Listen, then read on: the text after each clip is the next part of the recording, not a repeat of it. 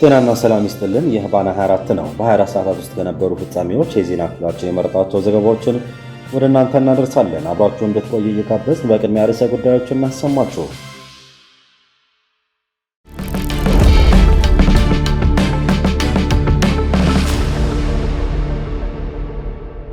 ፕሬዝዳንት ታደሰ ወረደ የእግድ ደብዳቤ ጻፉ። በሌላ ዜና ብልጽግና በአፋር ክልል እያደራጀ ያለው ስብስብ አሁን ላይ የኃይል 70% ፈርሷል ተብሏል።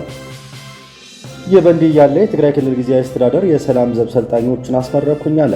ፋኖ በበኩሉ ከራያ አላማጣ ዋጃ እስከ ራያ ቆቦ ያለው ጥቁር አስፋልት መዝጋቱን አሳወቀ። ይህ በእንዲህ ያለ የፌዴራል መንግስት ኃይሎች በትግራይ የተለያዩ አካባቢዎች ላይ ንብረት እየዘረፉ መሆኑን ተሰምቷል። 18 የውጭ ኩባንያዎች ከኢትዮጵያ ለቀው ወጡ። የአጎዋ መታገድን ተከትሎ ኩባንያዎቹ መውጣታቸው ተሰምቷል። የመንግስታቱ ድርጅት በአማራ ክልል ሰራተኛው እንደተገደለበት አሳወቀ። በእንዲህ ያለ በክልሉ ሰላምን አረጋግጫለሁ የቀረኝ የመለቃቀምና የማጽዳት ስራ ነው ሲል የነበረው የብልጽግና መንግስት በኮሚኒኬሽን አገልግሎቱ ባወጣው መረጃ ግን በአማራ ክልል ህዝቡ በሚሻው ልክ የክልሉ ሰላም ሙሉ ለሙሉ አልተረጋገጠም ብሏል። የኤርትራ መንግስት 50 ሺህ የሱዳን ሰራዊትን ወታደራዊ ስልጠና ለመስጠት ቃል ገብቷል ተባለ። የኢራን እስራኤልና አሜሪካ ፍጥጫ የቀጠለ ሲሆን ኢራን አሜሪካ የጫካ ህግ እያራመደችብኝ ነው ስትል ከሳለች። ባናን ሰብስክራይብ በማድረግ ቤተሰብ ይሁኑን። የደወል ምልክቷን በመጫንም አዳዲስ መረጃዎቻችን እንዲደርሷችሁ አድርጉ። ስለምትመርጡ እናመሰግናለን።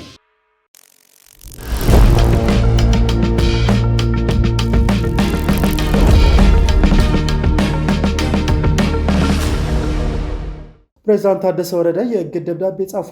የትግራይ ጊዜያዊ አስተዳደር ፕሬዝዳንት ያለ ፈቃድ ከትግራይ ክልል ውጭ ያሉ አመራሮች የደሞዝና የጥቅማ ጥቅም ክፍያ እንዲታገድ ትዕዛዝ አስተላልፈዋል። የትግራይ ጊዜያዊ አስተዳደር ፕሬዝዳንት ሌተናል ጀነራል ታደሰ ሰኔ 19 2017 በጻፉት ደብዳቤ ከትግራይ ውጭ በተለያዩ ምክንያቶች ያለ ፈቃድ ከስራ ውጭ የሚገኙ የቀድሞ የመንግስት ባለስልጣናት ከሰኔ 1 2017 ዓ.ም ጀምሮ የደሞዝና ጥቅማ ጥቅም ክፍያ እንዲቆም ትዕዛዝ ሰጥተዋል።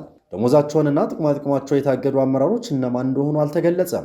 በሌላ በኩል ትግራይ 37ኛው የሰማዕታት ቀን እያከበረች ነው። በክልሉ በ2013 በብልጽግና የተከፈተውን ወረራ ለመመከት መስዋዕት የሆኑትንም አጽማቸው በመልቀም የቀብር ስነ ስርዓታቸው እንዲካሄድና በተዘጋጀላቸው ቦታ እንዲያርፉ ተደርጎ እየተከበረ ነው። የ2013 ጦርነት በፕሪቶሪያ ስምምነት ሲቋጭ በክልሉ ጊዜያዊ አስተዳደር እንዲቋቋም ቢደረግም አተገባበሩ ላይ ትልቅ ክፍተት በመፍጠሩ የትግራይ ህዝብ አሁንም ወደ መደበኛ ህይወቱ መመለስ አልቻለም። በክልሉ ያለው ጊዜያዊ አስተዳደር እስካሁን 2 ፕሬዝዳንቶች የቀያየረ ሲሆን አዲሱ ፕሬዝዳንት ሌተናል ጀነራል ታደሰ ወረደ ወደ ስልጣን ሲመጡ መኖራቸው በ100 ቀናት በቅድሚያ የሚሰራቸው ስራዎችን ማቀዱ አስታውቁ ነበር። በተለይም ተፈናቃዮች ወደ ቀያቸው መመለስ ቀዳሚ ተግባራቸው እንደሚሆን ያሳወቁት ፕሬዝዳንቱ ይህንን በሚመለከትም ለፌዴራሉ መንግስት የፖለቲካ ውይይት እንዲካሄድ ጥሪ ማቅረባቸው መዘገባቸውን ይታወሳል።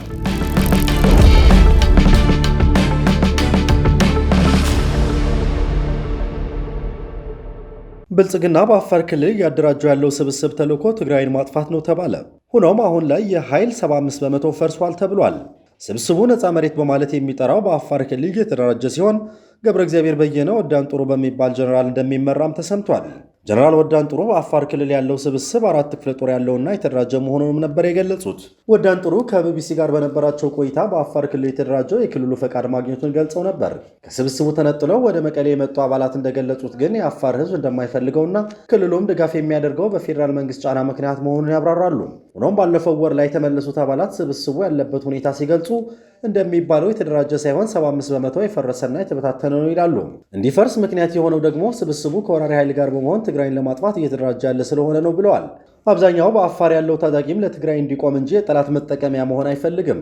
በአጠቃላይ ደግሞ ልዩነት ካለ በውይይት ለመፍታት እንጂ ጦርነትን እንደማይመርጥ ገልጸዋል። ጥቂቶች ከፍተኛ አዛዦች ብቻ ጦርነትን ካስፈለገ እንዋጋለን የሚል አቋም እንዳላቸው በቃለ መጠይቁ የተናገሩ ሲሆን አብዛኛው አባል ግን ጦርነትን እንዳማራጭ አይም ብለዋል። ከ2 ወራት በፊት በአፋር ሰመራ ስብስቡ ስብሰባ ማካሄዱን የገለጹ አስመሮም ከበደ የተባሉ ታጋይ ወዲያን ጥሩ የስብስቡ መሪ እንዲሆኑ አባሉ መርጧቸው አዛዥ እንዳልሆኑ ነው የገለጹት። ጀነራሉ የትግራይን ጥቅምን የሚያስጠብቅ አጀንዳ ይዘው ወደ ስብሰባ አለመምጣታቸው ከስብሰባው በኋላ አባሉ ወደ ተለያዩ ቦታዎች መበታተን መጀመሩንና መፍረሱን ነው የተናገሩት። ከዚሁ ስብስብ አሁን በያዘው ዓላማ ምክንያት ባለመስማማታቸው የተመለሱ አባላት በክልሉ ከሚገኘው የወይን ጋዜጣ ጋር በነበራቸው ቆይታም አብዛኛው ወደ ስብስቡ የተቀላቀለው በተለያዩ ምክንያት አኩርፎ የወጣ ነው ይላሉ። አብዛኛው የተለያዩ ወንጀሎች ሰርተው ስብስቡን መቀላቀላቸው የገለጹት አስመሮም ከበደ ወንጀለኛውን እንኳ ማምጣት ባይቻልም ሰላማዊውንና አኩርፎ የመጣውን ግን መመለስ ይቻላል ብለዋል። የኩርፊያ ቦታ ሲሉ የገለጹት በአፋር እየተደራጀ ነው የተባለው ስብስብ አስመሮም ከበደ እሳቸውም አኩርፈው በታህሳስ ወር 2017 ላይ ወጥተው ግንቦት ወር ላይ መመለሳቸው ያስታውሳሉ። እንዲመለሱ ምክንያት የሆናቸው ሲያብራሩ ደግሞ በብልጽግና መንግስት የሚሰጠው ልዑክ ትግራይን እንዴት እናጥፋት፣ የትግራይ ህዝብ እንዴት በቁጥጥራችን ስር እናውለው፣ እንዴት ነው የምንፈልገው መንግስት መገንባት የምንችለው የሚል እንዳለውና ይህም እሳቸው እንደማይቀበሉት ነው የገለጹት። ትጥቅና ስንቅ በፌዴራል መንግስት እንደሚቀርብለት የተገለጸው ይህ ስብስብ ዋና ዓላማው ትግራይን በተጋሩ ማጥፋት የሚል የመንግስት እቅድ ማስፈጸም መሆኑን ሲገለጽ ቆይቷል።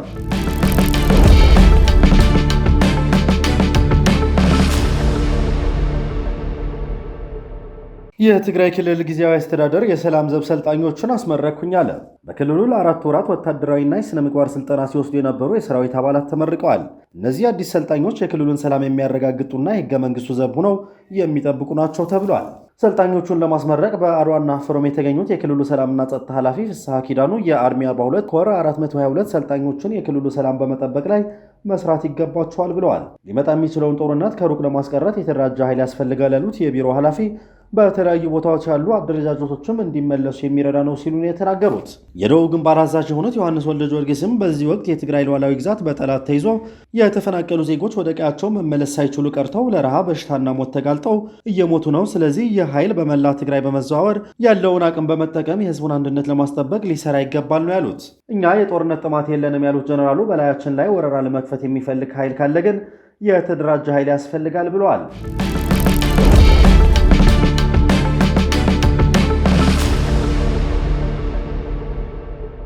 የውጭ ሀገር የሥራ ስምሪት ኤጀንሲዎች መንግስት ከሥራ ውጭ የሚያደርገንን አዋጅ አጽድቋል ሲሉ ከሰሱ። ሚኒስትሩ በበኩሉ ዜጎች አደጋ ሲደርስባቸው ሚኒስቴር መስሪያ ቤቱ አፋጣኝ ኢንሹራንስ እንዲሰጥ የሚያደርግ አሰራር ነው ሲል ይሞግታል። ስራና ክህሎት ሚኒስቴር በሕዝብ ተወካዮች ምክር ቤት እንዲጸድቅ ያቀረበውና ዜጎችን ወደ ውጭ ሀገር ለሥራ ስምሪት የሚልኩ ኤጀንሲዎች እስከ 35 ሚሊዮን ብር የሚደርስ የዋስትና ማስያዣ በሚኒስቴር መስሪያ ቤቱ አካውንት ማስቀመጥ አለባቸው የሚለው አዋጅ እኛን ከሥራ ውጭ የሚያደርግ ነው ሲሉ የውጭ ሀገር የሥራ ስምሪት ኤጀንሲዎች ቅሬታቸውን አቅርበዋል። በኤጀንሲዎቹ ዙሪያ የቀረበው ረቂቅ አዋጅ ከ$50,000 እስከ $250,000 ለዋስትና ማስያዣ በሚኒስቴር መስሪያ ቤቱ አካውንት ማስቀመጥን የሚያስገድድ ሲሆን ይህም ድንጋጌ ከተለመደው አሰራር ውጭ ነው ሲሉ ቅሬታ አቅራቢዎቹ ተናግረዋል። ከዚህ በፊት $100,000 ብቻ ለዋስትና ማስያዣ በባንክ ተቀማጭ እናደርግ እንጠየቅ ነበር። አሁን የቀረበው ግን እኛን አቅም በማሳጣት ሙሉ ለሙሉ ከስራ ውጭ ሊያደርገን የሚችል በመሆኑ ሚኒስቴር መስሪያ ቤቱ ትኩረት ሰጥቶ ይመልከትልን ብለዋል። አክሎም ሚኒስትሩ ረቂቅ አዋጁን ያዘጋጀው እኛንም ሆነ የሚመለከታቸው ባለድርሻ አካላት በደንብ ሳያወያይና ምክረ ሀሳቦችን ሳይቀበል ነው ብለዋል። በሚኒስቴር መስሪያ ቤቱ የውጭ ሀገር የሥራ ስምሪት መሪ ስራ አስፈጻሚ የሆኑት ኤርሚያስ በድሉ በሰጡት ምላሽ አዋጁ $250,000 እንዲከፍሉ የሚያስገድድ አይደለም ብለዋል። አዋጁ በ5 ደረጃ ተከፍሎ ከ$50,000 ጀምሮ በ100,000፣ በ150,000፣ በ200,000 እና በ$250,000 አማራጮች እንዲቀመጥ መደረጉን መሪ ስራ አስፈጻሚው ተናግረዋል። ተቀማጭ የሚደረገው ይህ ገንዘብ ዜጎች አደጋ ሲደርስባቸው ኤጀንሲዎች ቶሎ ምላሽ ካልሰጡ ሚኒስቴር መስሪያ ቤቱ አፋጣኝ ኢንሹራንስ እንዲሰጥ የሚያደርግ አሰራር ነው በማለትም አብራርተዋል። ኤጀንሲዎች አሁን አስይዘው እየሰሩበት ያለው የገንዘብ መጠን ለሁሉም $100,000 ሲሆን አሁን ግን ደረጃው ዝቅ ብሎ ከ$50,000 ጀምሮ መሆኑን ኤርሚያስ አክለዋል። አዋጁ ዋስትና ማስያዣው ገንዘብ ወደ ሚኒስቴር መስሪያ ቤቱ የሂሳብ ቁጥር እንዲገባ የሚያደርገው በኤጀንሲዎቹና በባንኮች መካከል ያለው አሰራር ግልጽ ባለመሆኑ ነው ብለዋል።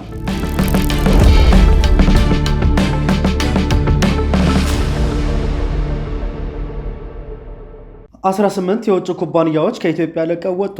የአጎዋ መታገድን ተከትሎ ኩባንያዎቹ መውጣታቸው ተሰምቷል። የአፍሪካ የእድገትና ዕድል ሕግ አጎዋ መታገዱን ተከትሎ ወደ 18 የሚጠጉ የውጭ ኩባንያዎች ኢትዮጵያን ለቀው መውጣታቸው በአፍሪካ ዲቨሎፕመንት ባንክ ግሩፕ ይፋ በተደረገ አዲስ ሪፖርት ተገለጸ።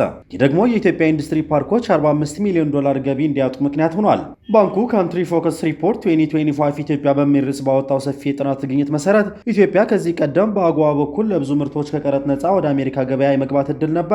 ይሁን እንጂ በጥር 2022 የአጎዋ መታገድ ቀደም ሲል የተቋቋሙ የገበያ ትስስሮችንና የአቅርቦት ሰንሰለቶችን በእጅጉ ማቋረጡን ሪፖርቱ አስረድቷል። ይህም ከኢትዮጵያ ኢንዱስትሪ ፓርኮች የሚላኩ ምርቶች በ23 በ24% እንዲቀንሱ አድርጓል።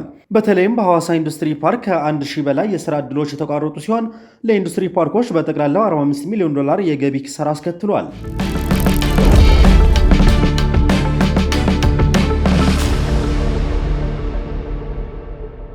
ፋኖ ከራያ አላማጣ ዋጃ እስከ ራያ ቆቦ ያለው ጥቁር አስፋልት መዝጋቱን አሳወቀ። ይህ በእንዲህ ያለ የፌዴራል መንግስት ኃይሎች በትግራይ የተለያዩ አካባቢዎች ላይ ንብረት እየዘረፉ መሆኑን ተሰማ። ፋኖ ባወጣው መግለጫ ከራያ አላማጣ እስከ ራያ ቆቦ ያለውን መንገድ በመዝጋት አጠቃላይ እንቅስቃሴ ማቋረጡን ገልጿል። ታጣቂ ቡድኑ ምስራቅ አማራ ቀጠና ሚኒሊክ እዝ ምስራቅ አማራ ኮር 1 እና ምስራቅ አማራ ኮር 2 ፋናዎች ከራያ አላማጣ ዋጃ መግቢያ ዋልካ መንደር እስከ ራያ ቆቦ ጎብዬ መንገድ ተቆጣጥረዋል ሲል ነው ያሳወቀው። ምስራቅ አማራ ኮር 2 አንድ መድፍ፣ አንድ ዙ 23 እና አንድ ብረት ለበስ በሞርታር በማውደም ከቆቦ ከተማ ሆርማት ወታደራዊ ካምፕ እስከ ራያ ቆቦ ጎብዬ ከተማ መግቢያ ድረስ መቆጣጠራቸውን አሳውቋል። መከላከያ ሰራዊት ለ2 ዓመት ከፍተኛ ማዘዣ ጣቢያና መካናይዝድ ቤዝ አድርጎት የኖረውን ሆርማት ወታደራዊ ካምፕ በደረሰበት ከባድ ሰብአዊና ቁሳዊ ኪሳራ ምክንያት ዛሬ ማምሻውን ካምፑን ለቆ ወደ ቆቦ ከተማ ገብቷል። ለዚህ የዳረገውም ከዘውብላምባ ክፍለ ጦር መካናይዝድ የተቃጣበት ጥቃትና የደረሰበት ሰብአዊና ቁሳዊ ኪሳራ ነው። በጥቃቱ ከፍተኛ አመራሮችን ጨምሮ በርካታ የወታደራዊ ካምፑ አባላት ሙትና ከባድ ቁስለኛ ሆነዋል ሲል ነው ታጣቂ ቡድኑ ድል ነስቻለሁ ባለው ዜናው ያስነበበው። ይህንን አስመልክቶ ከመከላከያ ሰራዊት የተሰጠ ማብራሪያ የሌለ ሲሆን የተቋሙ ሚዲያ ግን በተለያዩ የአማራ ክልል አካባቢዎች የተካሄደው ውጊያ በታጣቂ ቡድን ላይ ድል ነስቻለሁ ሲል ነው የዘገበው። በሌላ ዜና የብልጽግና ታጣቂዎች በትግራይ ክልል የተለያዩ ንብረቶች እየዘረፉ ነው ተባለ። ፌዴራል ፖሊስ አባላት በሳምንቱ መጨረሻ በማይጸብሪ ከተማ የነበረውን ብረት፣ ሞተር ሳይክሎችና 16 ኮምፒውተሮችና 2 ከባድ የጭነት መኪኖችን መዝረፋቸውን ያገኘነውን መረጃ ያሳያል። በተመሳሳይ በትናንትናው ዕለትም የዝርፊያ መቀጠሉንና ከማይ አይኒ ከ18 ተሽከርካሪዎች በላይ ብረታ ብረት ጭነው መውሰዳቸውን ነው የተሰማው።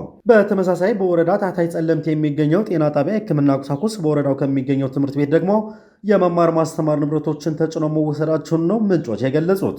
አሁንም በወረዳው እየተካሄደ ያለው ዝርፊያ መቀጠሉን የገለጹት ምንጮች የድረሱልን ጥሪ አስተላልፈዋል።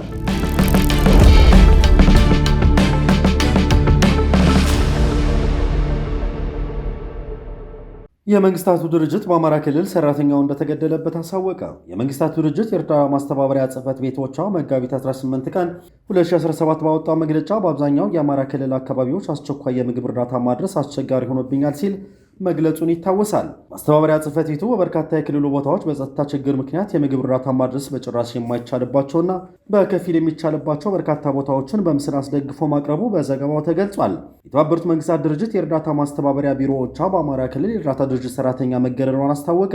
ድርጊቱን በማውገዝ የረድኤት ድርጅቶች ሰራተኛ ከለላ እንዲደረግላቸው ጠይቋል። በአማራ ክልል ሰሜን ወሎ ዞን አንጎት ወረዳ በመንግስት ኃይሎችና በአካባቢው የሚንቀሳቀሱ ታጣቂዎች መካከል ተከስቶ በነበረው ግጭት በተካሄዱ የተኩስ ልውውጥ በከፍተኛ ሁኔታ ቆስላ የነበረች የእርዳታ ድርጅት ሰራተኛ ማህሌት ስጦታው አበራ መሞቷን አስታውቋል። ድርጊቱን አውግዟል። የማስተባበሪያ ቢሮ የኢትዮጵያ ጊዜያዊ ተወካይ አቢባ ቶዋኔ ማህሌት በክልሉ ለሚንቀሳቀሰው የአማራ ክልል መልሶ ማቋቋምና ልማት ድርጅት ሰራተኛ መሆኗን በመጠቆም ድርጊቱ በማውገዝ መግለጫው ማውጣታቸውን አስታውቋል። የማስተባበሪያ ቢሮ ሰኔ 19 ቀን 2017 ባወጣው መግለጫ ማህሌት በተኩስ ልውውጥ ጉዳት የደረሰባት በአካባቢው የእርዳታ እህል አቅርቦት የሚያስፈልጋቸውን ሰዎች በተመለከተ መረጃ እያሰባሰበች በስራ ላይ በነበረችበት ወቅት ነው ብሏል። ኃላፊዋ ማህሌት ሰኔ 13 ቀን 2017 ረፋድ 4 ሰዓት አካባቢ በጥይት ተመታ ከፍተኛ ጉዳት እንደደረሰባት ጠቁመው በዕለቱ በዞኑ ወደሚገኘው የወልዲያ ሆስፒታል ተወስዳ የሕክምና እርዳታ እንድታገኝ ጥረት መደረጉን አመላክተዋል። ነገር ግን ማትረፍ አለመቻሉን ገልጸዋል። የመንግስታቱ ድርጅት በተያዘው የፈረንጆቹ 2025 በኢትዮጵያ በስራ ላይ ያለ የተገደለ የመጀመሪያ ሰራተኛው ነው ሪፖርት ያደረገው። ባሳለፍነው የፈረንጆቹ ዓመት 2024 በመላ ሀገሪቱ 10 የእርዳታ ሰራተኞች ተገድለዋል ብሎ የመንግስታቱ ድርጅት ሪፖርት ማድረጉ ይታወሳል። ከተገደሉት የእርዳታ ሰራተኞች መካከል 8ቱ በአማራ ክልል መሆኑን ጠቁሟል። ይህ በእንዲህ እያለ በክልሉ ሰላምን አረጋግጫለሁ የቀረኝ የመለቃቀምና የማጽዳት ስራ ነው ሲል የነበረው የብልጽግናው መንግስት በኮሚኒኬሽን አገልግሎቱ ባወጣው መረጃ ግን በአማራ ክልል ህዝቡ በሚሻው ልክ የክልሉ ሰላም ሙሉ ለሙሉ አልተረጋገጠም ብሏል። የዜጎች እንቅስቃሴ ከእገታና ዘረፋ ስጋት በምልአት አልተላቀቀም ሲል ነው የፌዴራል መንግስት የገለጸው። የክልሉ ህፃናት በተሟላ መልኩ ወደ ትምህርት ቤት ገበታ አልተመለሱም ብሏል። ሁሉም የአማራ ክልል ዞኖች በጣም ሰላማዊ ናቸው ሲሉ ከ3 ሳምንታት በፊት የሰላም ሚኒስትሩ መናገራቸው ይታወሳል። በአማራ ክልል ሰላም ለሁሉም ሁሉም ለሰላም በሚል መሪ ቃል ትላንት ሰኔ 22 ቀን 2017 በተለያዩ ከተሞች ሰላማዊ ሰልፍ ተካሂዷል። ይህንንም ተከትሎ የፌዴራል መንግስት ኮሚኒኬሽን አገልግሎት ባወጣው መግለጫ በክልሉ አንጻራዊ ሰላም ቢሰፍንም ህዝቡ በሚሻው ልክ የክልሉ ሰላም ሙሉ ለሙሉ አልተረጋገጠም፣ የዜጎች እንቅስቃሴ ከእገታና ዘረፋ ስጋት በምልአት አልተላቀቀም ሲል ገልጿል። የነገ ሀገር ተረካቢዎች በተሟላ መልኩ ወደ ትምህርት ገበታ አልተመለሱም ያለው መግለጫው የልማት እንቅስቃሴዎች ህዝብና መንግስት በሚሹት ልክ እንዲፋጠኑ ምቹ ድባብ አልሰፈነም ብሏል።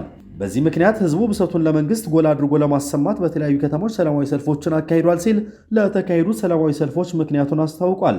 የአማራ ክልል ህዝብን ጥያቄዎች ለመመለስ ከክልሉ ህዝብ ከክልሉ አስተዳደርና የጸጥታ ኃይል ጋር በመቀናጀት መንግስት የላቀ ጥረት ያደርጋል ያለው የፌዴራል መንግስቱ የኮሚኒኬሽን አገልግሎት መግለጫ ህዝቡ ከመንግስት ጋር በመቀናጀት ሰላሙን ለመጠበቅ ያሳየው ቁርጠኝነትም አደንቃለሁ ብሏል።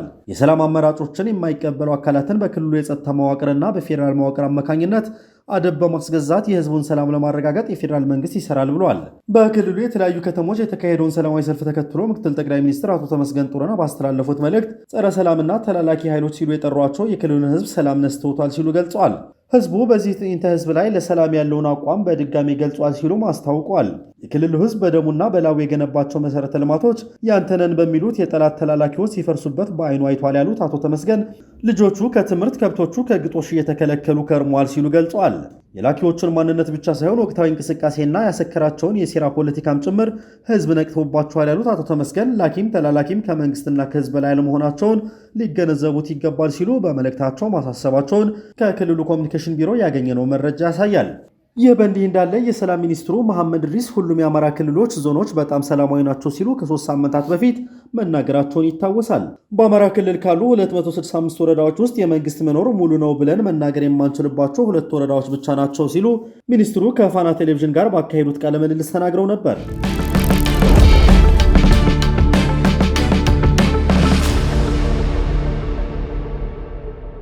የኤርትራ መንግስት 50 ሺህ የሱዳን ሰራዊትን ወታደራዊ ስልጠና ለመስጠት ቃል ገብቷል ተባለ። አጃኩሚ የተባለው የሰሜን ሱዳን ጦር መሪ ኤርትራ ከ50 ሺህ በላይ የሰራዊት አባላት በኤርትራ ወታደራዊ ስልጠና እንዲወስዱ ፕሬዝዳንት ኢሳያስ አፈወርቂ ቃል ገብቶልኛል አሉ። የብልጽግና መንግስት ባለፈው ወር ልዑኩን ወደ ፖርት ሱዳን ሲልክ ሱዳን ከኤርትራ ጋር ያላት ወታደራዊ ግንኙነት በሚመለከት ተወያይተው መስማማታቸውን መዘገባችን ይታወሳል። ሆኖም ከኤርትራ ጋር የረጅም ጊዜ ዲፕሎማሲያዊ ግንኙነት ያላት ሱዳን በ50 ሺህ የሚቆጠሩ ወታደሮቿ በኤርትራ ለማሰልጠን እሽታን አግኝታለች። የሱዳን ሰራዊት ከግብፅ፣ ሩሲያ፣ ኢራን፣ ቱርክና ኤርትራ ድጋፍ እንደሚያገኝ ይነገራል። የሱዳን ጦር ዋና አዛዥ አብደልፈታህ አልቡርሃን ባለፈው ወር ሚያዝያ ወደ ኤርትራ ተጉዘው ለተዋለላቸው ውለታ በአካል ምስጋና ማድረሳቸው ይታወሳል። በወቅቱ ኤርትራ ሰጠችው ስለተባለ ድጋፍ ያልተገለጸ የነበረ ሲሆን አሁን ላይ አሱዳኒ ጋዜጣ ይዞት በወጣው ዘገባ ፕሬዝዳንት ኢሳያስ አፈወርቂ 50 ሺህ ወታደሮችን ዘመናዊ ስልጠና ለመስጠት ተስማምተዋል። የብልጽግና ልዑካን ፖርት ሱዳን ሲደርሱ የጠቅላይ ሚኒስትር አብይ አህመድ ከኤርትራ መንግስት ጋር እንዳታብሩብኝ የሚል መልእክት ይዞ እንደነበረ የተዘገበ ሲሆን አልቡርሃን መስማማታቸው መዘገቡ ብዙዎችን አጠራጥሮ ነበር። አሁን ላይ ሱዳን 50 ሺህ ወታደሮቿን በኤርትራ እንደምታሰለጥን መሰማቱ ተከትሎ ለአብይ አህመድ የገቡት ቃል ለይስሙላ ነበር የሚል የፖለቲከኞች አስተያየትም የሚያረጋግጥ ሆኗል ተብሏል።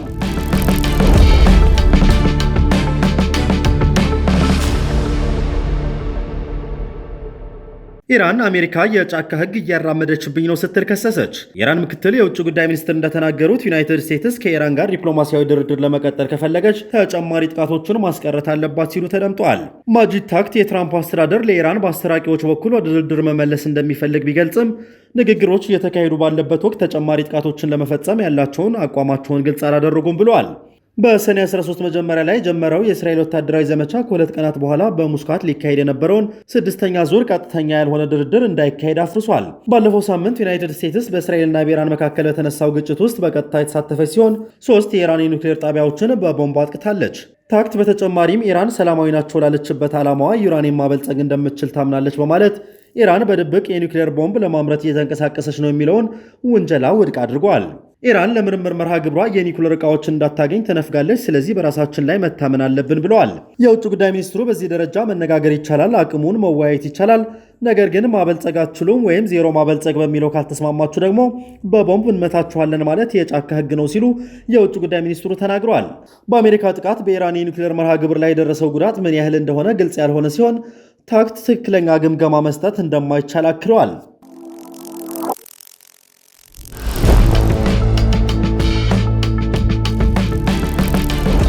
ባና ሚዲያን ያደመጣችሁ ስለቆያችሁ ከልብ እናመሰግናለን።